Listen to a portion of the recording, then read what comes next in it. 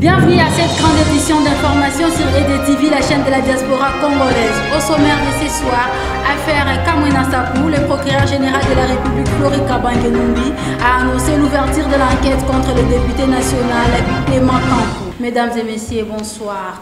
L'affaire Kamwena Sapou sur le massacre de la population civile et les vidéos enregistrées et publiées sur le magazine New York Times, le procureur général de la République, le Flori Kabange Numbi, a annoncé l'ouverture de l'enquête contre le député Clément Kankou et interdit de quitter le territoire national. Le procureur général de la République, Flori Kabange Numbi, a annoncé ce mardi 23 mai l'ouverture d'une enquête sur une possibilité implication du député Clément Kankou dans les actions en cours au Kasaï central. Il a fait cette déclaration 2 jours après la diffusion par le quotidien New York Times dans un enregistrement trouvé dans l'ordinateur de la Suédoise Zaina Catalan, l'une de 2 experts de l'ONU assassinés dans le Kasaï, qui note l'implication du député Clément Kankou dans les violences liées à la milice Kamwena Sapou. Mais le suspect étant un député national, la justice doit se conformer à une procédure bien particulière. C'est pourquoi le procureur général de la République a indiqué avoir adressé lundi 22 mai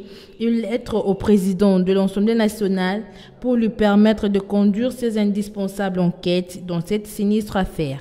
Le procureur général Flori Kabange Numbi a déclaré que ces faits étaient établis dans le chef du concerné. Alors le député Clément Kankou sera inculpé de participation à un mouvement insurrectionnel, assassinat, incendie volontaire, destruction méchante, association de malfaiteurs, prévient le procureur. Mais il n'est nullement question de chercher à obtenir la levée des immunités parlementaires à ce niveau de la procédure, a-t-il ajouté. Depuis les violences qui impliquent les miliciens, les soldats, les politiciens, plusieurs centaines de morts et causé 1,27 million de personnes déplacées. De l'autre côté, le député Clément Kankou avait promis de réagir dans un point de presse. Cette déclaration a été interdite. Jacques Kabeya, nouveau chef Kamwena Sapou, a été reçu en audience le mardi 20 mai 2017 par le vice-premier ministre en charge de l'Intérieur,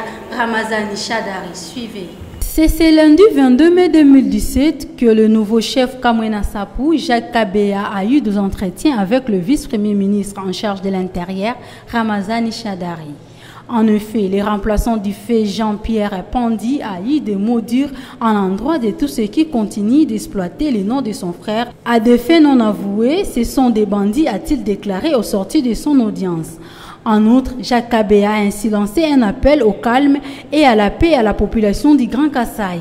Rappelons que Jacques Kabeya a été désigné par la famille régionale comme chef de Bajilan Kansanga depuis le 15 avril 2017. Parlons santé à présent. La 3e journée préparatoire du comité d'organisation de la 31e journée mondiale sans tabac 2017 a eu lieu ce mardi 23 mai 2017 à l'hôpital général de référence de Kitambo. Suivez.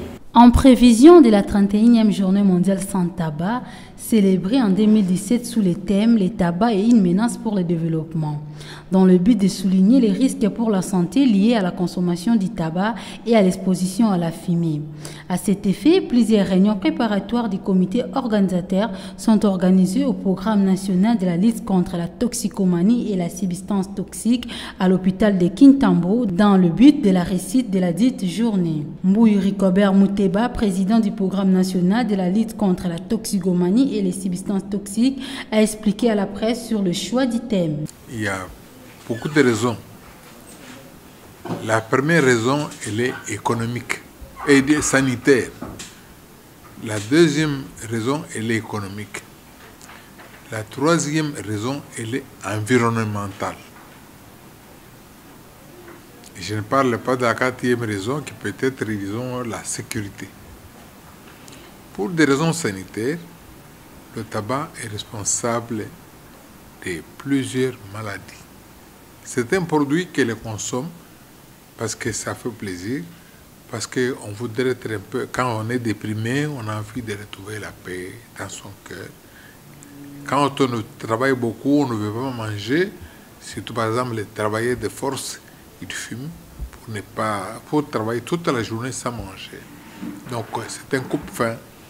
Et ça, quand on veut étudier beaucoup, eh bien les étudiants pensent parfois qu'il faut fumer et continuer à travailler. Donc c'est une sorte de stimulant aussi, un coupe-faim.